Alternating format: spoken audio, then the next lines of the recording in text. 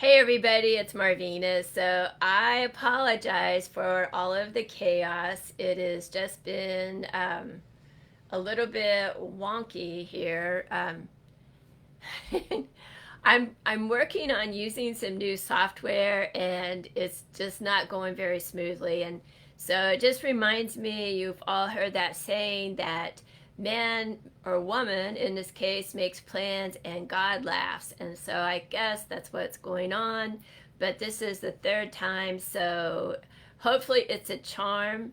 So if you would write in the comments and let me know your name and where you're tuning in from, and if you can hear me okay, I would really appreciate it because it is, I don't know, my equipment, it's like Facebook changes things every so often and they don't really like warn you, and it's all of a sudden it's like the way you used to go on, you have to do a whole different little thing to get on.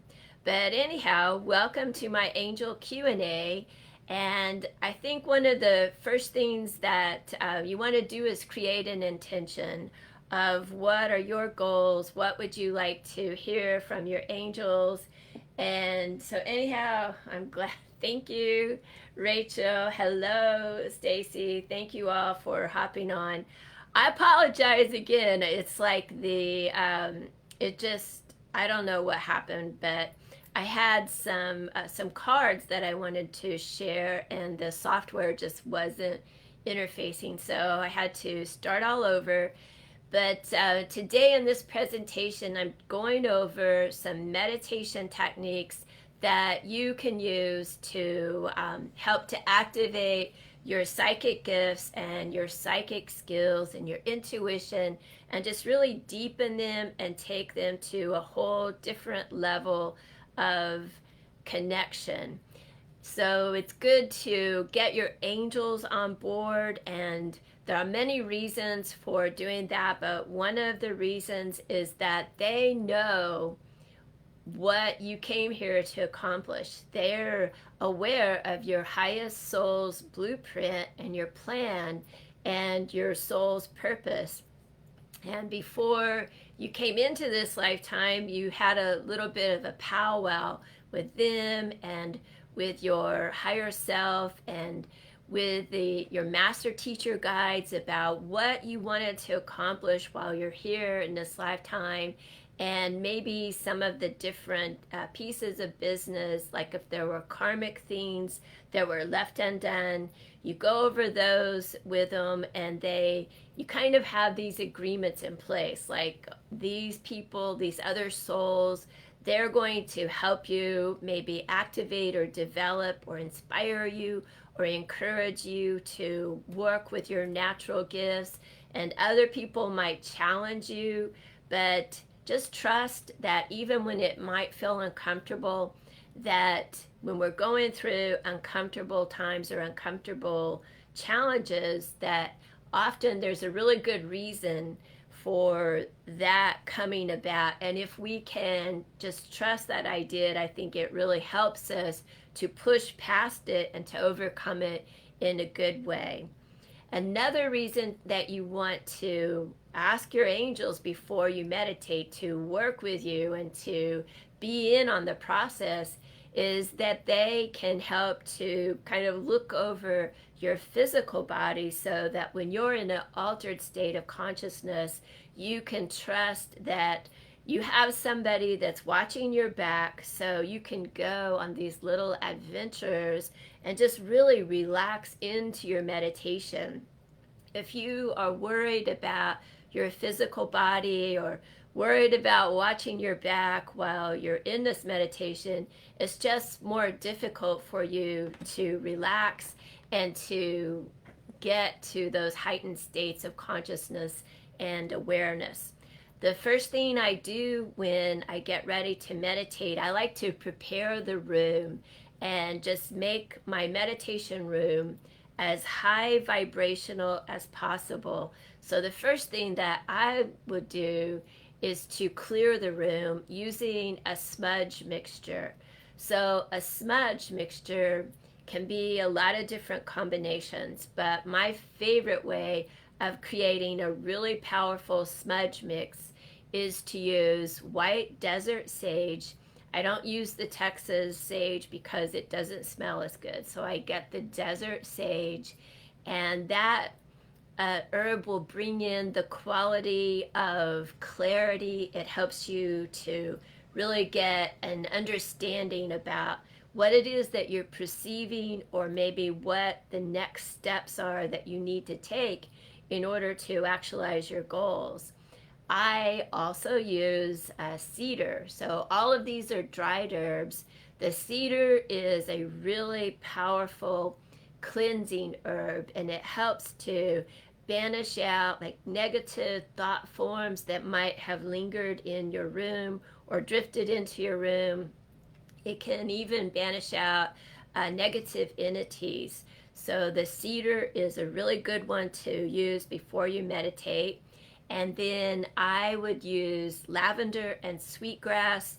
These are both really high vibrational, and they encourage the angelic realm to be present. They just create an ambiance that is in vibrational harmony with the higher master teachers and the angelic realm, and just higher level spirits and souls, so that they can stand to be in your space.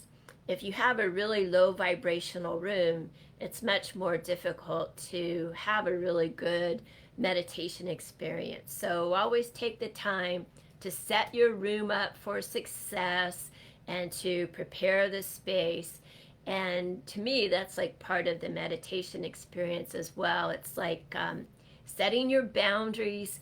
So take some time to put a do not disturb sign on your door, maybe on the front door. I always go out to my gate and I shut my gate before I meditate, because I don't want to be having an incredible meditation experience and then have the UPS man like banging on the door and getting all of my dogs riled up, and it takes 10 minutes before they calm back down. And by that time, it can be really difficult to get back into that zone, and it might be impossible for that day. So set your boundaries early.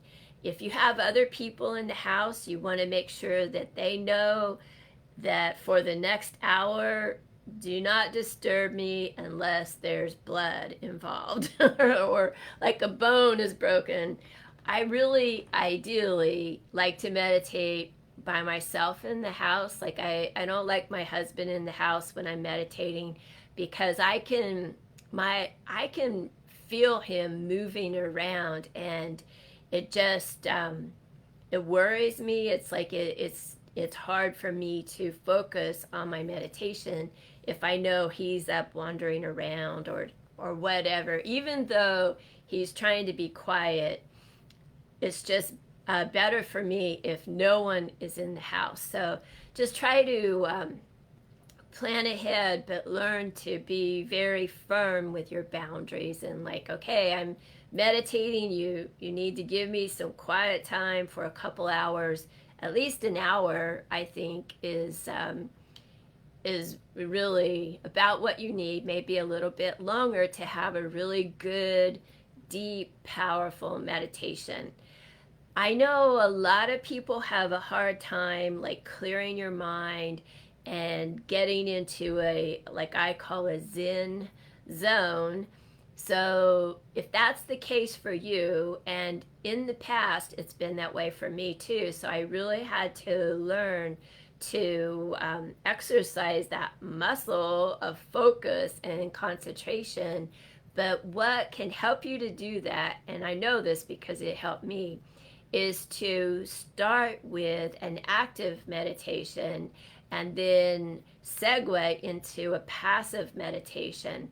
So during your active meditation, this is where you're going to be oxygenating the brain, the bone, the different organs in the brain that deal with our ability to receive impressions and input through our psychic senses.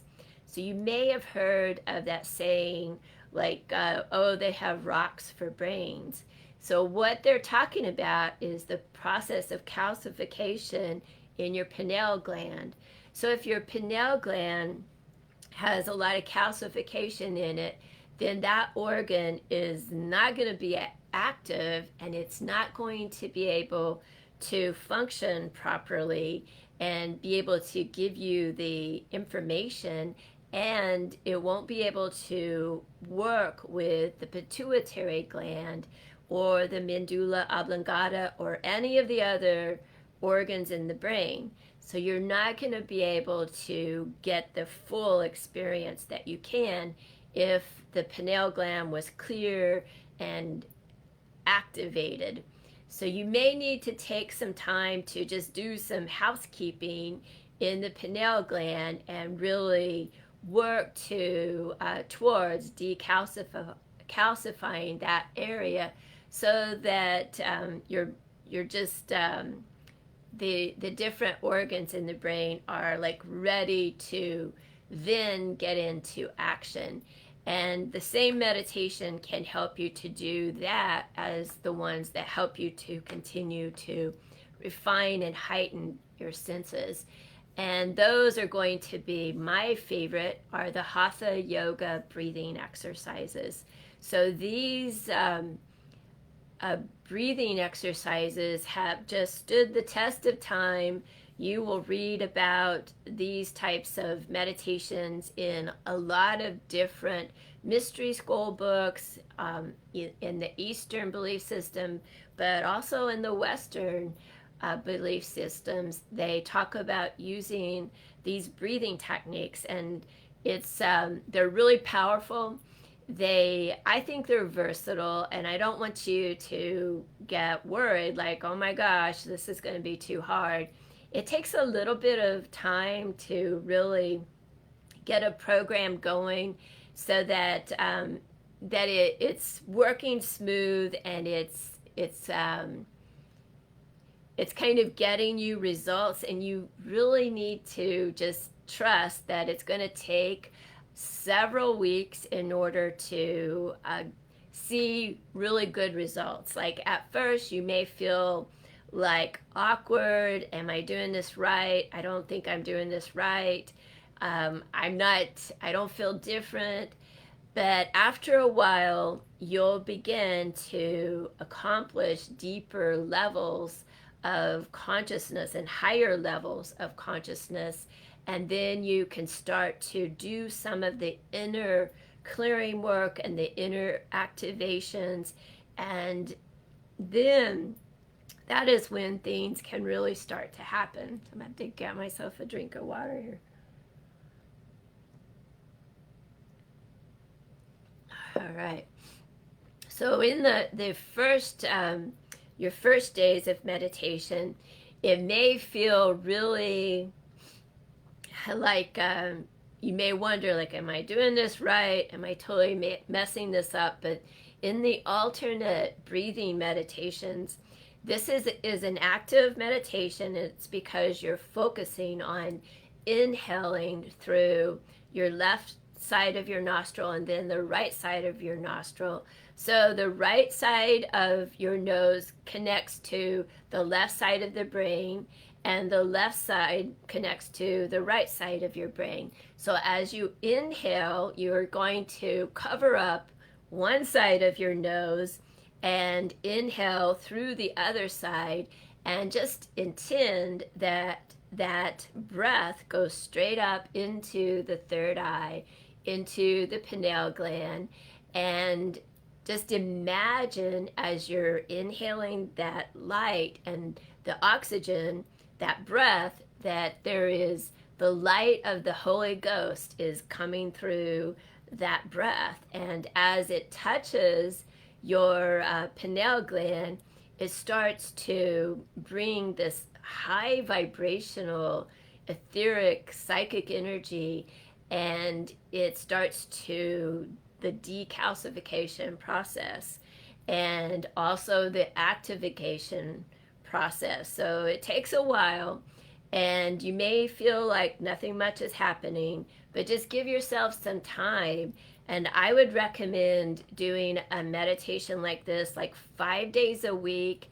You really need to have a couple of days a week where you do other things because that helps you to create balance in your lifestyle, and that's an important thing. It is also a way of grounding your experience.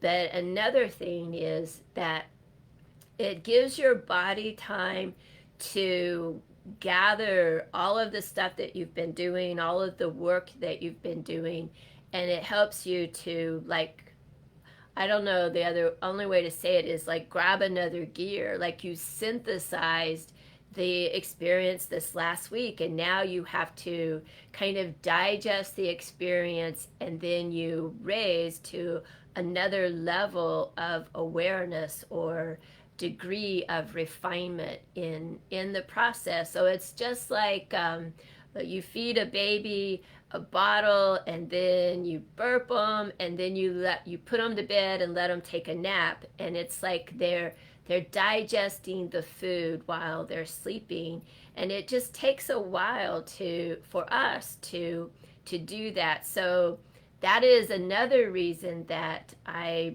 break down my daily meditation into half of it active meditation and then the other half of passive meditation, so that you give yourself time, like while you're doing the active part, you're doing the breathing exercises, and then once you're done with the sets that you're going to do, then you just allow yourself to rest and then digest all of that oxygen, because it's really high voltage and it takes your energy field a while to know, like, to make things happen and to clear out whatever debris, whatever thought forms, whatever, even like physical gunk that it needed to clear out, and then to like process all of that oxygen.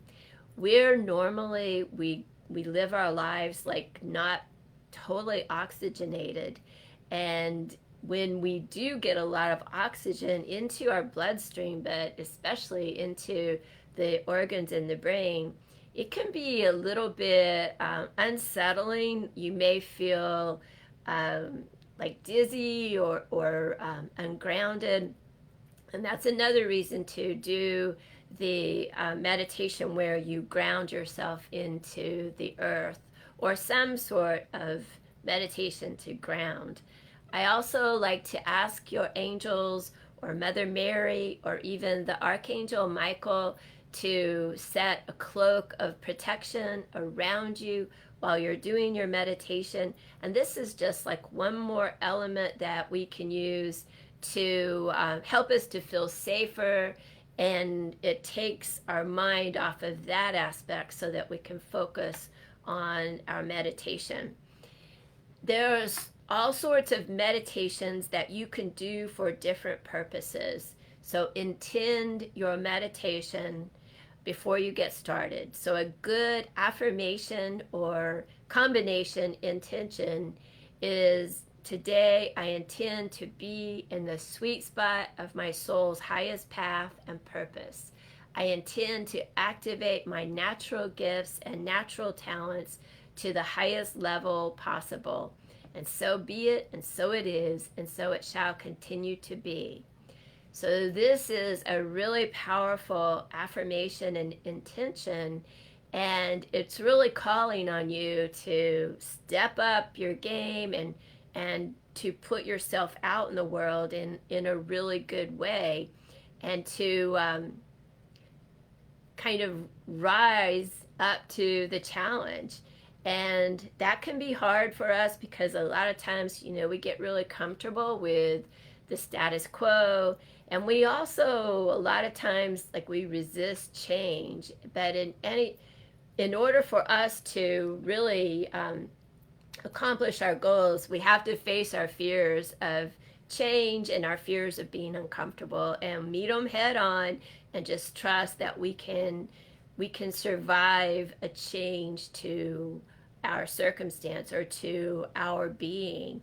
And I know for me, it's like there's also a lot of indoctrination for, like, from your teachers, your family, your image makers. They might have taught you that it's wrong to do this sort of thing, or it's, or psychics are weird, or that it's the devil's work, or whatever. So you may have to face your own fears about what other people think, and that's a hard thing, but it's it's so important that we take a stand for ourselves and we really go into your heart center and know why you're doing what you're doing.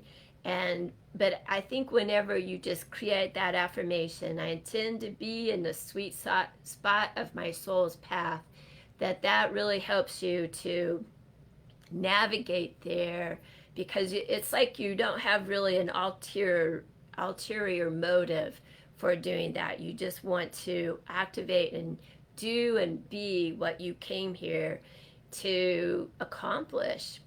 So the active and passive meditation combination is really good for developing your psychic skills. If you were wanting to work with healing or work with, say, creativity with your angels in order to be a better, like a writer or a creator, then you might take a little bit of a different spin on your meditation.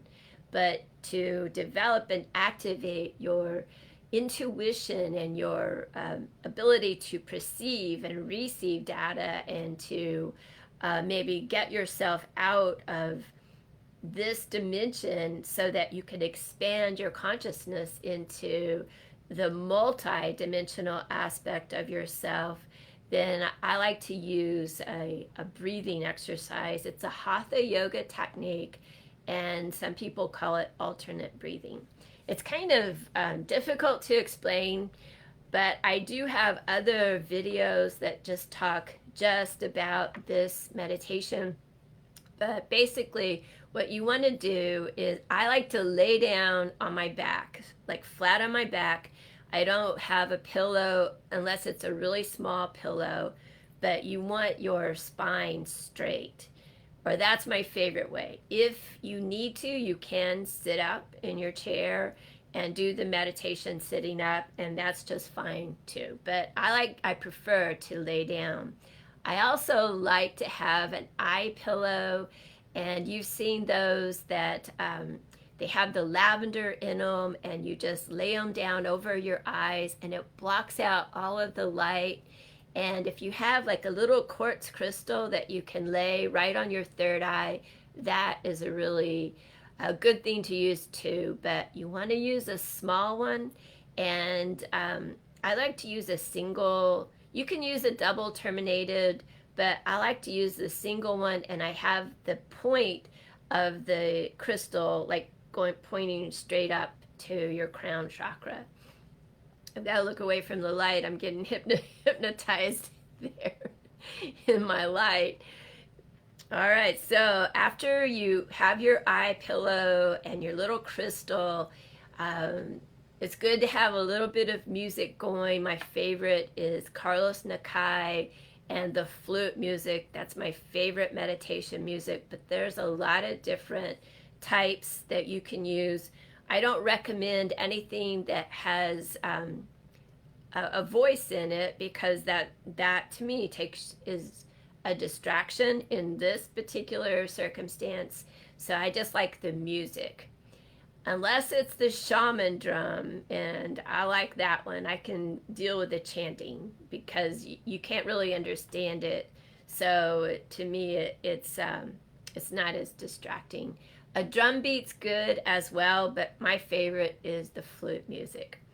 So when you're doing your alternate breathing, you're going to use your hand in order to alternately block off the different sides of your nose, so that you can direct the breath and the oxygen up through the channels into one side of the brain and then into the other. So what I do is, I'm not going to actually block my nose so that I can't breathe, but I'm going to try to demonstrate. So you're going to use it's going to use your thumb and your index fingers. So those are the two fingers that you're going to use. So your left, the left side of your nose, you're going to use your thumb on, and you just like touch it and close it.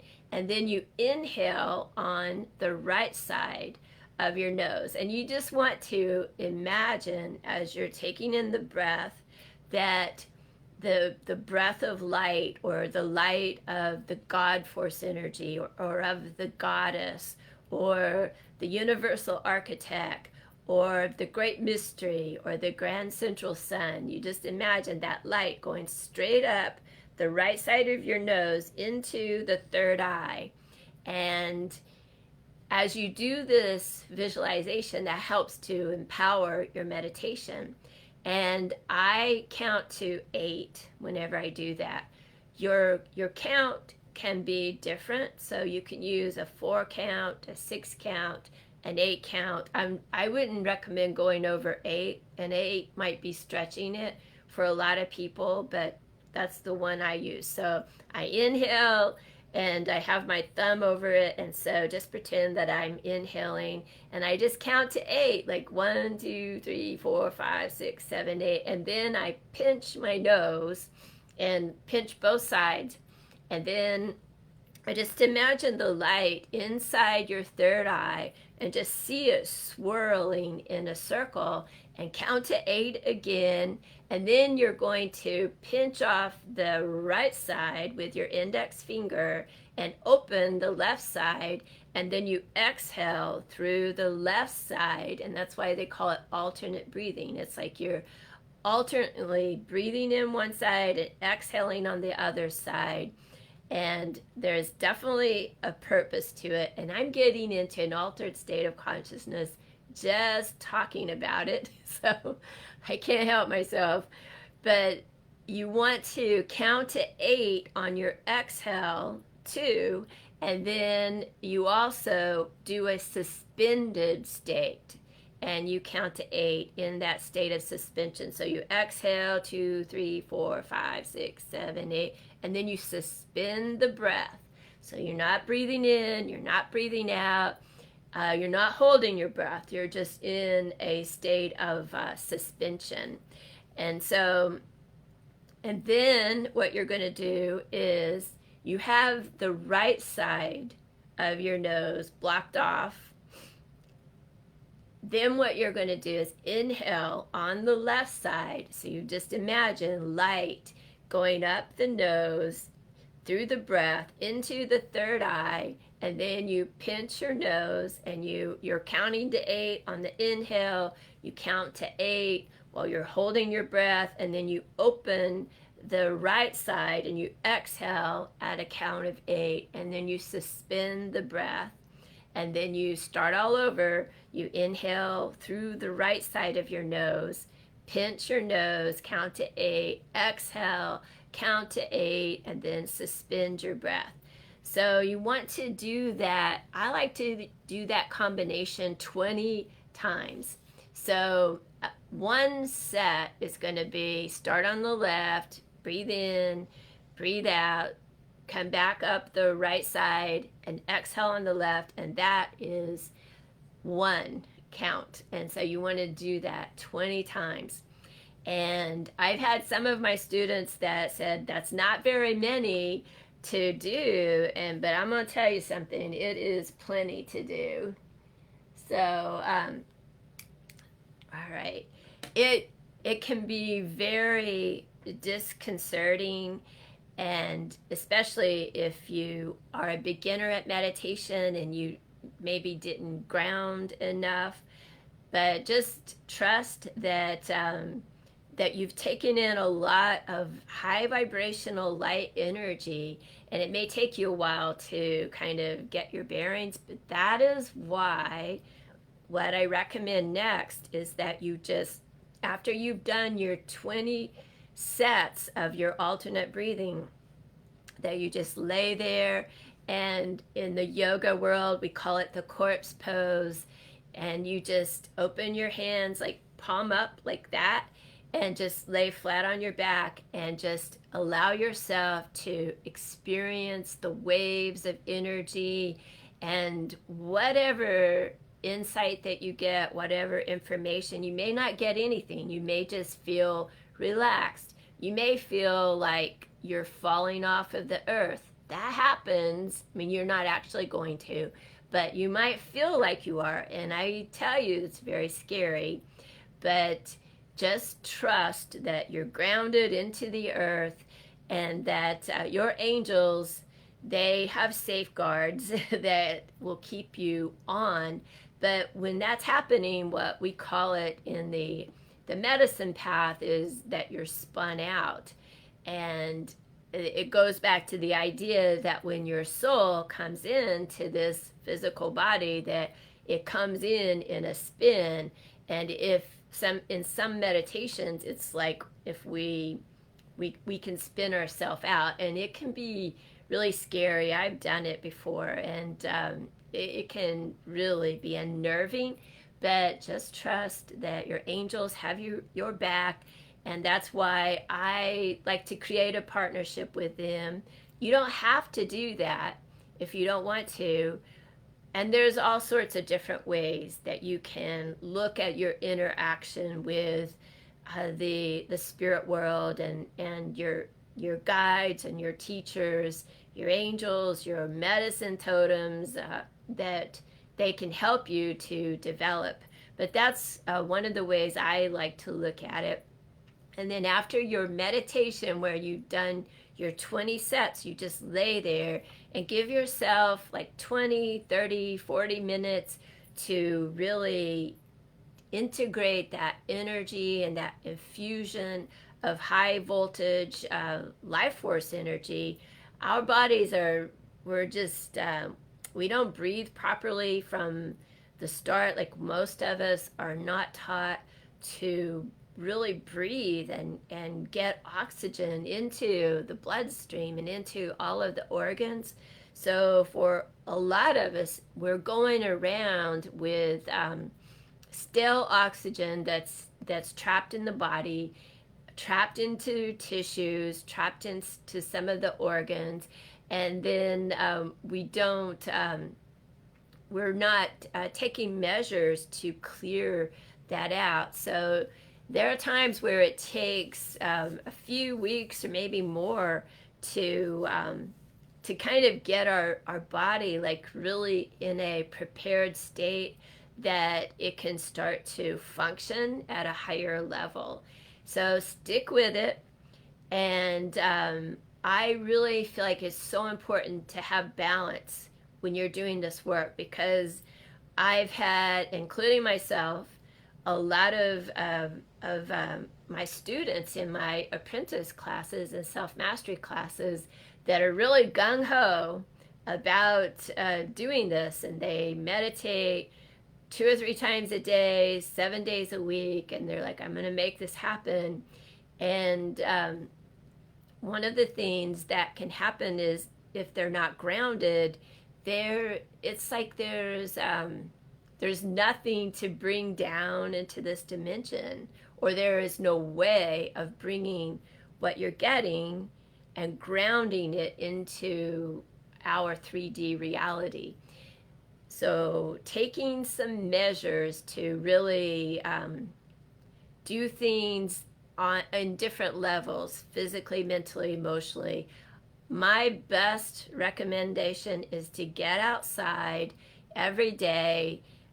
Either take a walk, do something in nature, get your dogs out, play with your cats outside. I have a lot of land and I have a huge garden, and it takes a lot of time to water it and to maintain it, but it's perfect for grounding and to kind of, it's kind of hard for me to put into words, but it helps give yourself all of the ideas, all of the energy that you get through your meditation. It gives you an outlet for putting them down into earth and like stabilizing that high voltage energy. So outside time, hard work. One of my medicine teachers told me it's important to sweat every day. and it helps to kind of clean and clear the organs and get all of the toxins and debris out. And that brings up another point for developing your gifts is to, I feel like it's so important that we make it our business to try to live a lifestyle of right thoughts, right actions, right words, and anytime that you might have a train of thought that might be ugly or low vibrational, do a clearing on that right away, like cancel, clear, delete, fill with love. And if you do that, that helps to clear the air so that you don't have to live in that ugly thought form. And I have to do that all the time because you get distracted, and sometimes our ego personality, like, it gets agitated and it wants things to happen faster, and so it's like our ego has its way every once in a while. But a good clearing technique is to just say cancel, clear, delete, fill with love. Thank you, angels, for banishing that ugly word out of the space, or that ugly thought form, or that sadness, or whatever negative thought that we might have got sidetracked on. All right, so what else? In your after meditation, where you're laying down and you're just letting yourself kind of soak up that energy, quite often that can be the most powerful part of your experience. And that is where you may be able to get some out of body stuff. You might see visions. You might have an encounter with one of your guides or your angels or a teacher or even an animal spirit or even an ancestor that was important to you. And sometimes ancestors that were not, or maybe they were challenging to you or even mean to you, or someone from the past that hurt you, you may get a vision of them. If that's the circumstance and there is like some bad water under the bridge, then that's the universe's way of saying that you still have some forgiveness work to do in that regard, or some healing work or clearing work. And so you may need to engage with that and do some forgiveness. And it's like when you can let go of pieces of business that have really trapped up a lot of your life force energy, then it makes it easier for you to have like the bandwidth in order to develop your gifts and your talents to a higher level.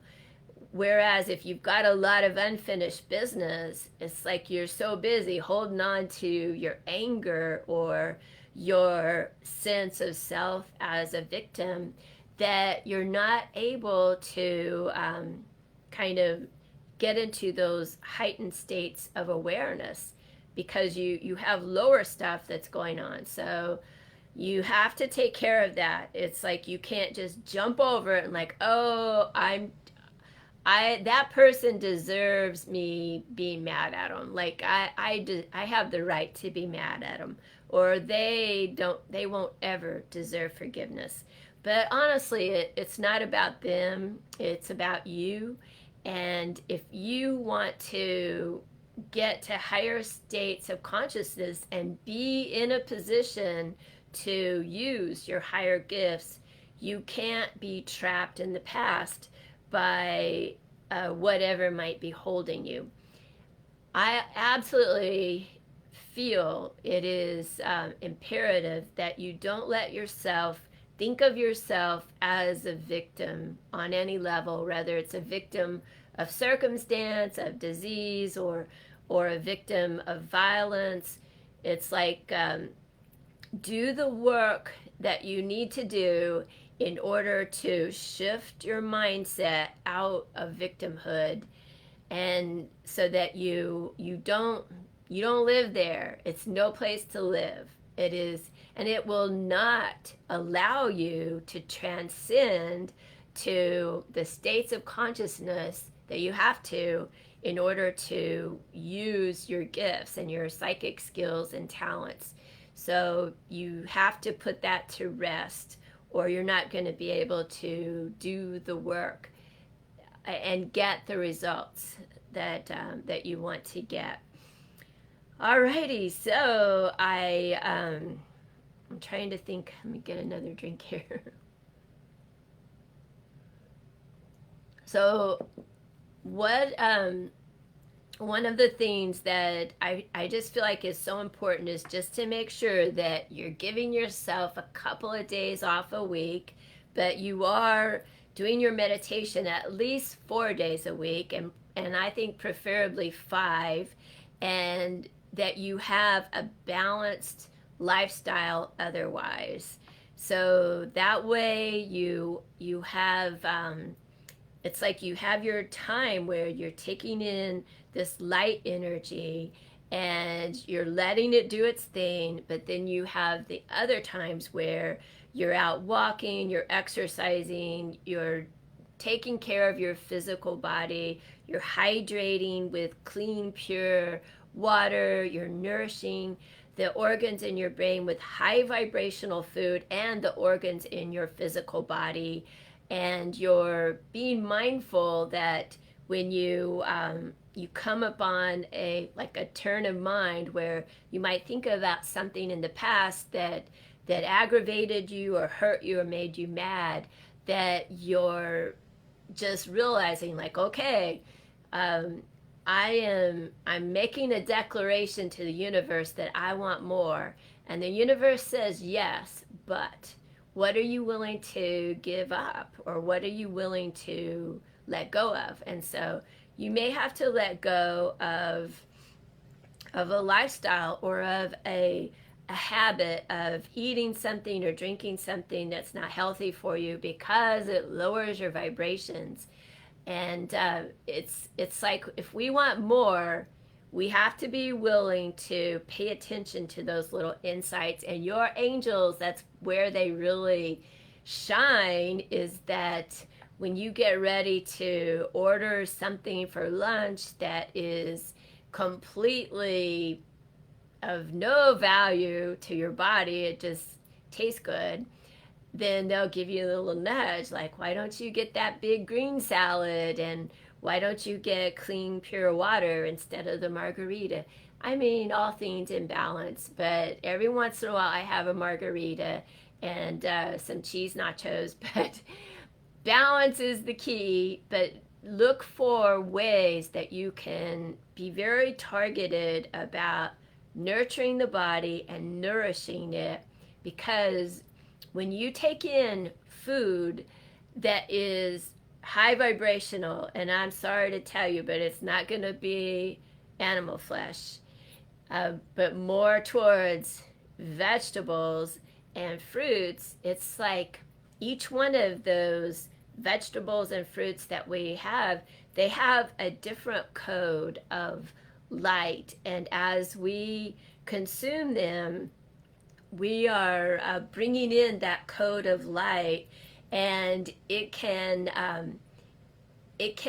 like enhance our own vibrational energy field if it's activated. If you have food that is basically dead, or maybe never even alive to begin with, like processed stuff, it has no light codes to offer you. Like, it literally has nothing of value to nurture your system or to build up your vibrational energy field. It might make you feel full, but it has nothing to really give you. And I tell you what is really exciting is the first time that you take something, you bite down on a piece of lettuce or a carrot, and it's like, it's really high vibrational, and it activates, you will feel that activation of its life force energy. And it's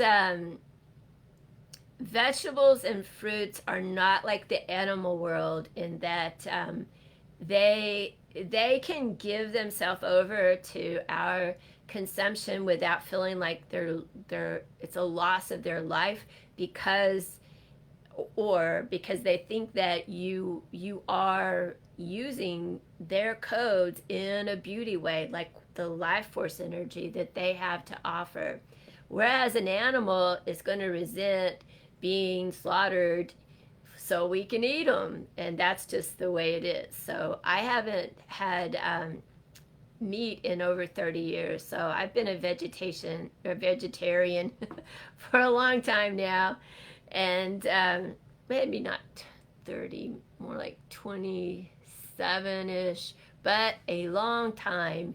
You don't need it in order to be vibrant and healthy.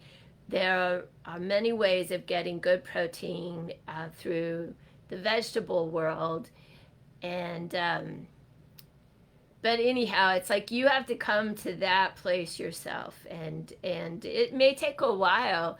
I really didn't stop eating meat so that I could be more sensitive.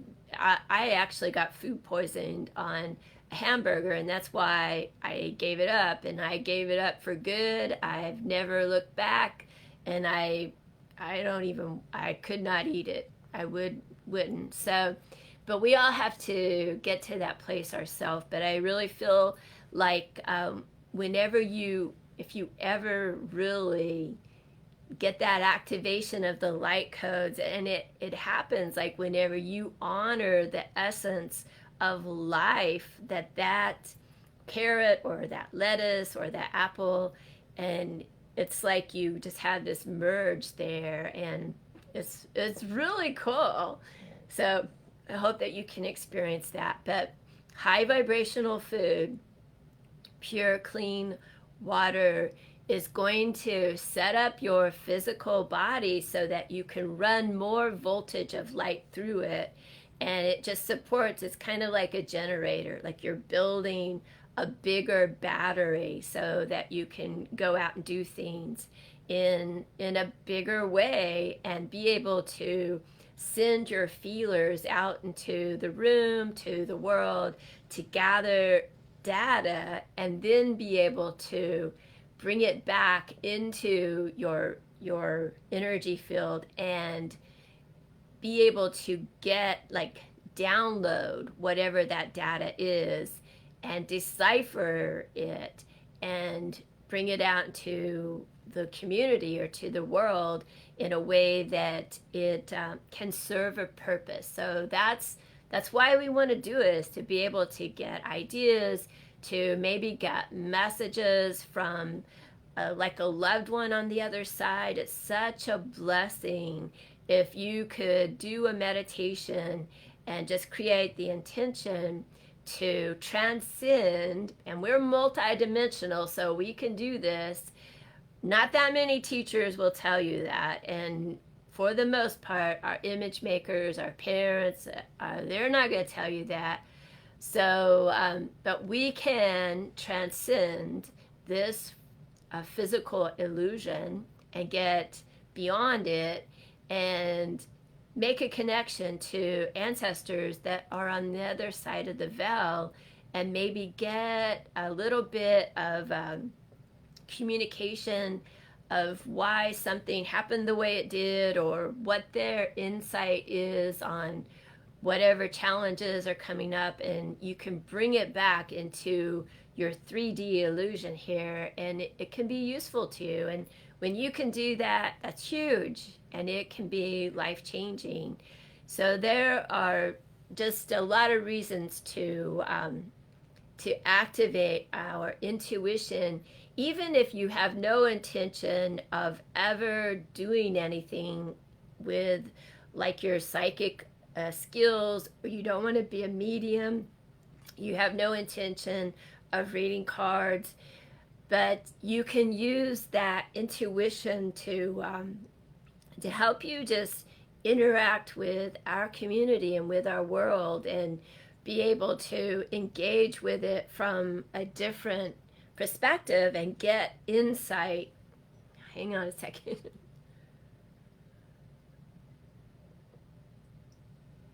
But if we can get insight about the events of the times that can help us to make better decisions so that we can position ourselves for security, or we can make changes so that we can go with the flow and keep up with the times, it makes our life a lot more enjoyable. So anyhow, I hope that you all have enjoyed this presentation today, and I apologize again for being late. But if you'll leave your questions in the comments below regarding our psychic development, I will do my best to answer them and see what all I can get about that. And you can message me on Facebook or you can send me an email. So I hope to hear from you soon, and be sure and sign up for my Angel Connection ebook if you haven't already.